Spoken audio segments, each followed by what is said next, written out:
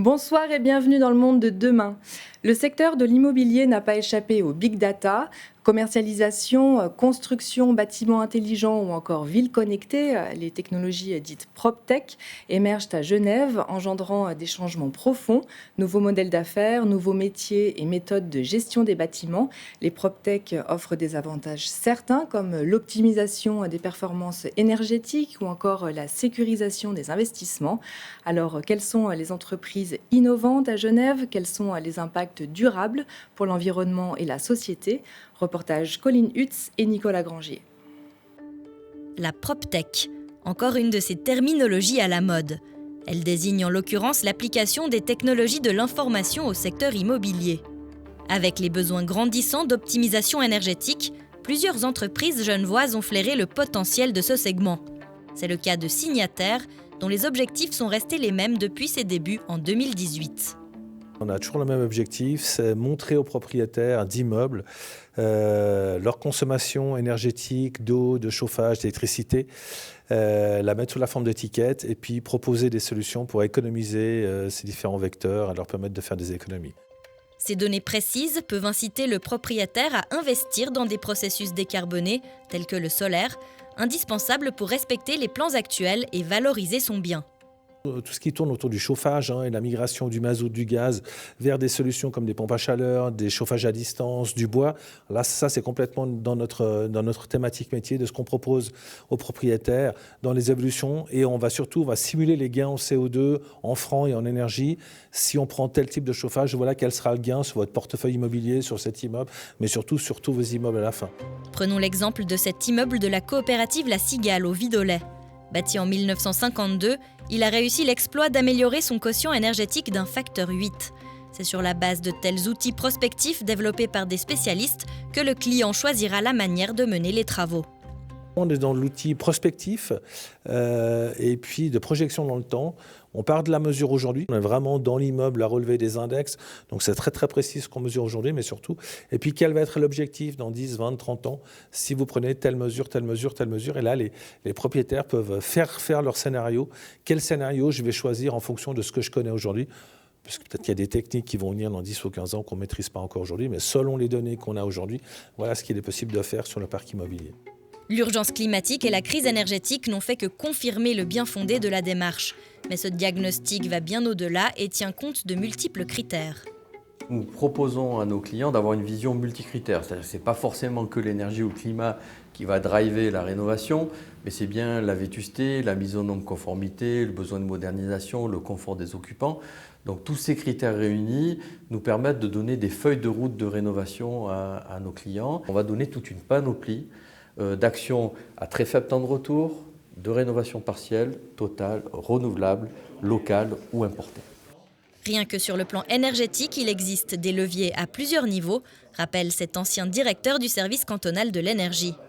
C'est d'abord qu'est-ce qu'on peut gagner sans investissement en faisant que du réglage, notamment des signatures thermiques ou des actions d'optimisation. Ensuite, on va réduire les besoins, réduire la demande. Donc là, c'est isoler le bâtiment. Ensuite, cette demande sera alimentée par un système le plus efficace possible.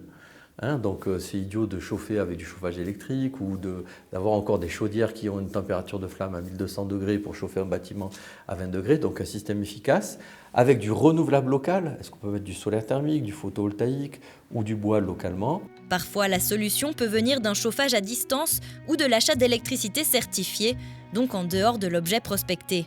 La chaîne de compétences de Signataire a en tout cas fait émerger un certain nombre de nouveaux métiers.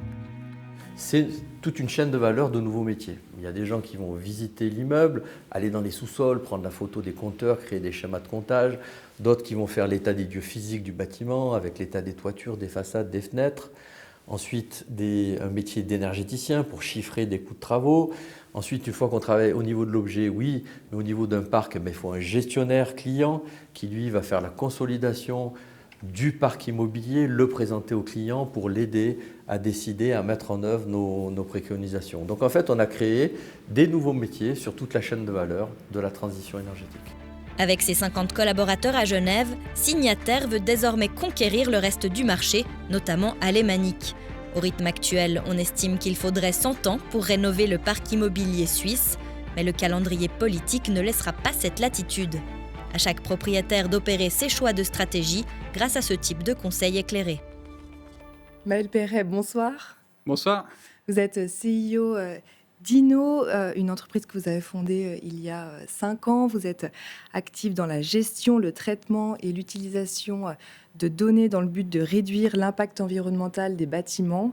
Alors Inno, comment ça fonctionne ?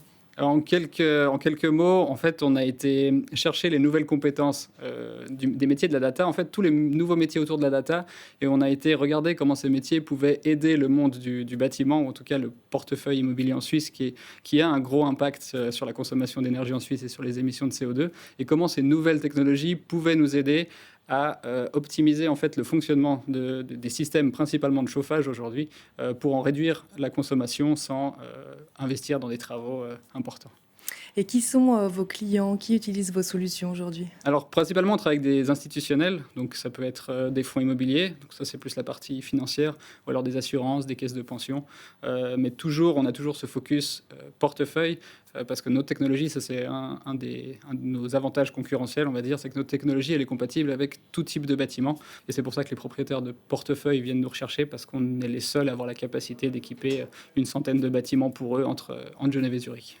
Alors comment ça fonctionne ? Vous parlez d'équipement. Est-ce qu'on installe des boîtiers dans les bâtiments, qu'ils soient neufs ou anciens ? Comment on récolte cette donnée ? Alors, on n'aime pas parler de boîtier, on aime mieux parler de technologie, mais oui, au final, c'est un boîtier, c'est plus visuel. Mais c'est une technologie qui permet de s'interfacer aux installations de chauffage, donc que ce soit à des sondes de température, à des compteurs d'énergie. Et en fait, ça nous permet de nous connecter à ces installations à distance. Donc, on vient récupérer de la donnée dans un premier temps. Ensuite, on a des algorithmes qui apprennent le comportement thermique du bâtiment, donc savoir comment le bâtiment il va réagir au soleil ou au vent, par exemple. Et ensuite, une fois qu'on a une bonne connaissance du comportement thermique, on est capable, on a aujourd'hui à peu près une trentaine de pistes d'optimisation que l'algorithme il va aller réinjecter dans le bâtiment pour dire à l'installation de chauffage, typiquement, l'exemple le plus parlant, c'est dans 2 heures, il va y avoir du soleil qui tape sur la façade de votre bâtiment. Aujourd'hui, le chauffage, il ne peut pas anticiper ça, donc le bâtiment il va surchauffer, vous allez ouvrir la fenêtre et en fait, vous allez jeter littéralement de l'argent par la fenêtre. Et du coup, nous, on va dire à la chaudière, le soleil va reprendre ton travail dans 2 heures, donc on peut diminuer ton fonctionnement maintenant et du coup faire des économies d'énergie. Et les données, est-ce que vous avez des données qui viennent de l'extérieur pour alimenter tout le paquet de données que vous avez ? Alors des données, on en a beaucoup. On a effectivement des données, on part sur des données ce qu'on appelle en open data, donc qui sont disponibles pour tous. Notamment, on utilise le registre fédéral des adresses pour avoir la vraie adresse de l'immeuble, son emplacement sur la carte, être sûr qu'on travaille sur le bon bâtiment quand on travaille avec nos propriétaires.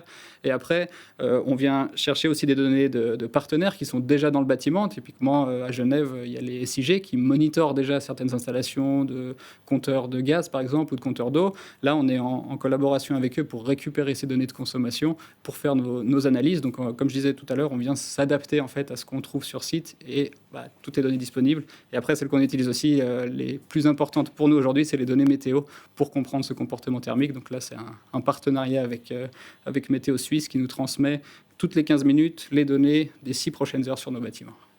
Et quelles sont aujourd'hui les économies d'énergie que vous enregistrez en moyenne ? Alors en moyenne, on fait à peu près 17%. Aujourd'hui, c'est ce qu'on fait sur notre portefeuille. On a à peu près 300 bâtiments qui sont sous optimisation et on atteint 17% de moyenne. Ça va de 11% sur ceux qui sont déjà assez efficients thermiquement et jusqu'à 30% quand on travaille vraiment plus loin dans l'analyse. Et qu'est-ce qu'il faudrait aujourd'hui pour accélérer encore ce mouvement d'économie d'énergie ? Une prise de conscience, je pense très clairement. On sait que le monde de l'immobilier a un peu peur de la technologie. Souvent, nous, la première réaction, c'est vous allez tout baisser, il va faire froid, le chauffagiste ne va plus maîtriser son installation. Donc, on a une grosse partie, et ça fait partie de mon premier travail depuis 5 ans, d'aller expliquer au marché que la technologie peut être utile. Et on se rend compte que les résultats qu'on a aujourd'hui nous permettent de montrer que ça fonctionne. Et voilà, il ne faut pas avoir peur de se lancer. Et vous êtes une entreprise qui est vraiment engagée dans la durabilité et traiter aussi un grand nombre de données, mais finalement, c'est aussi consommer de l'énergie. Quelle est votre approche là-dessus ? Alors, on essaie toujours d'être cohérent. Enfin, c'est bien sûr, on utilise de l'électronique qui vient de Chine, ça on n'a pas le choix, mais par contre la production des boîtiers elle est faite à Sion. Et après, on évalue en fait toute la consommation de l'entreprise au niveau que ce soit des serveurs ou au niveau des boîtiers dans les bâtiments.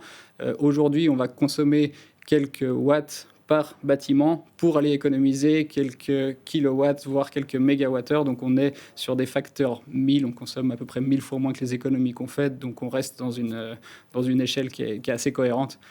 C'est comme aussi on ne se déplace pas en voiture, on essaye de maximiser le vélo ou le train. Enfin voilà, on fait le maximum pour garder une certaine cohérence. Je pense que c'est important aujourd'hui. Genève, c'est un choix stratégique pour Inno ? Alors, c'est un choix stratégique, oui et non. Enfin, l'avantage de Genève, c'est que tous nos clients, la majorité de nos clients, leurs bureaux sont à Genève. Après, on en a bien sûr à Lausanne, mais c'est vrai que les décisions au niveau immobilier en Suisse se prennent beaucoup, soit entre Genève ou soit à Zurich. Et après, moi, je suis aussi issu de Genève. Je suis né à Genève, j'ai toujours habité à Genève. Donc aussi, le réseau genevois nous a aidés au début à trouver nos premiers clients, nos premiers bêta-testeurs qui nous ont mis à disposition des bâtiments pour qu'on montre que notre technologie fonctionne. Et c'est aussi pour ça qu'on est resté à Genève. Et on a l'avantage à Genève, je trouve aussi que la politique, tout ce qui est loi autour de l'énergie est assez en avance comparé au reste de la Suisse. Et ça pousse aussi les propriétaires genevois à se poser des questions et à travailler typiquement avec nous pour qu'on les accompagne dans la réduction de l'impact environnemental de leur portefeuille immobilier. Maël Perret, merci beaucoup. Merci à vous pour l'invitation.